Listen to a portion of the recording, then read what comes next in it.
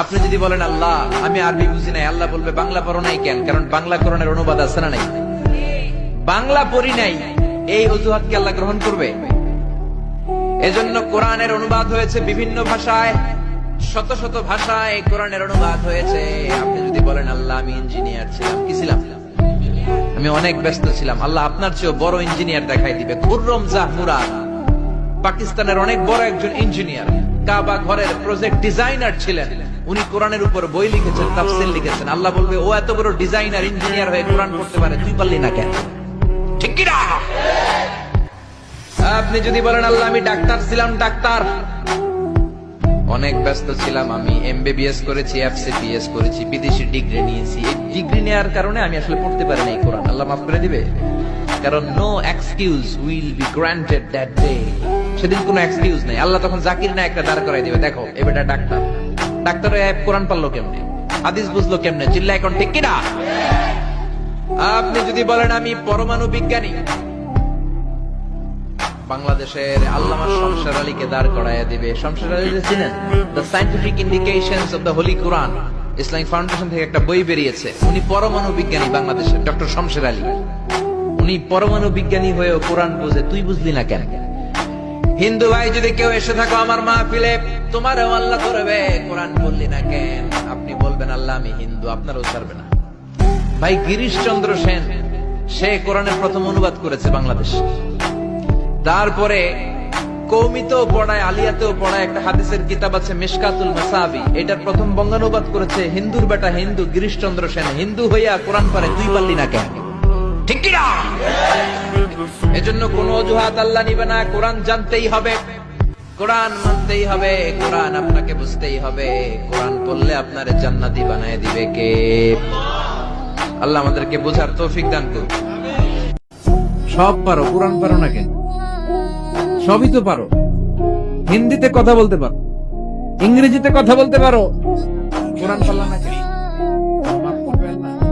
এই জন্য ওই কোরআন ধরতে রাজি আছে মুসলমান, পড়তে রাজি আছে মুসলমান, ওই কোরআনের জন্য মরতে রাজি আছে মুসলমান।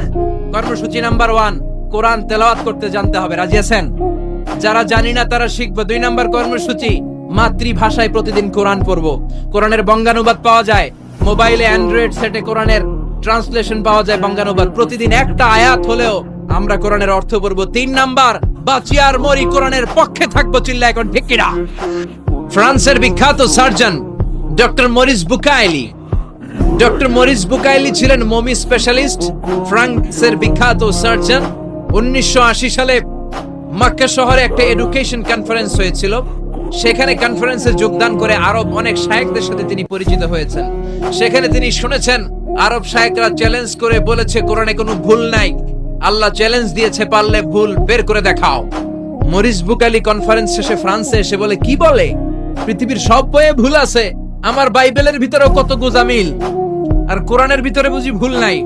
আমি ফ্রান্সের বিখ্যাত সার্জন ডক্টর মরিস বুকাইলি কোরআনের ভুল ধরে ছাড়ব। কিন্তু ভুল ধরার জন্য খুলে দেখে কোরআন আরবি ভাষায় লেখা। কোন ভাষায়? কথা বলেন, আরো জোরে বলেন। আরবি ভাষায়। সে তো আরবি বুঝে না। ফোন করলো সৌদি আরবের এক প্রফেসরকে যে আমি প্রত্যেক সামারে 2 মাসের ছুটি পাই, প্রতি বছর আমি 2 মাস এসে আরবি শিখতে চাই। সৌদি শায়েখ ভাবছে কোরআন বোঝার জন্য, আসলে বোঝার জন্য না। শিখতে চাই কেন? জোরে বলেন। ভুল ধরার জন্য। 5 বছর সে সৌদি আরবে এসে তার ছুটির সময়টা সে সৌদি আরবে কাটিয়ে 5 বছরে আরবি ভাষা শিখেছে। হেদায়েতের জন্য নয়, ভুল ধরার জন্য। 5 বছর শেষ। এবার সে কোরআন খুলে দেখে বিসমিল্লাহির রহমানির রহিম থেকে সূরা নাস পর্যন্ত যাই পড়ে তাই বুঝে, এমন আরবি শিখছে। কিন্তু যতই পড়ে অবাক হয়, যতই পড়ে পাগল হয়ে যায়। সে বলে সাগর জলের কথা, মহাকাশের কথা, পাহাড়ের কথা, মরুভূমির কথা, এমব্রয়োলজির কথা, অ্যাস্ট্রোলজি, কসমোলজি, বুটানি, হিউম্যান অ্যানাটমির কথা, কোনো কথাই তো কোরআনে আল্লাহ বাকি রাখে নাই।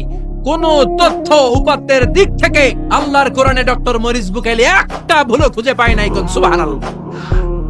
সে কনভার্টেড মুসলিম হয়েছে, কালিমা পড়ে মুসলমান হয়ে নিজের নাম রেখে দিয়েছে সুলাইমান। সুবহানাল্লাহ পড়েন। এজন্য কোরআনের সাথে যারাই লাগে সম্মান বাড়ায় দেয় কে? জোরে বলেন কে? কোরআনের সাথে চেয়ার লাগালে চেয়ারের মর্যাদা বাড়ায় কে? কোরআনের সাথে টেবিল লাগলে টেবিলের মর্যাদা বাড়ায় কে? কোরআনের সাথে কাপড় লাগলে কাপড়ের মর্যাদা বাড়ায় কে? তো কোরআনের সাথে যদি আশরাফুল মাখলুকাত লাগে তাদের মর্যাদা কি বাড়ে না?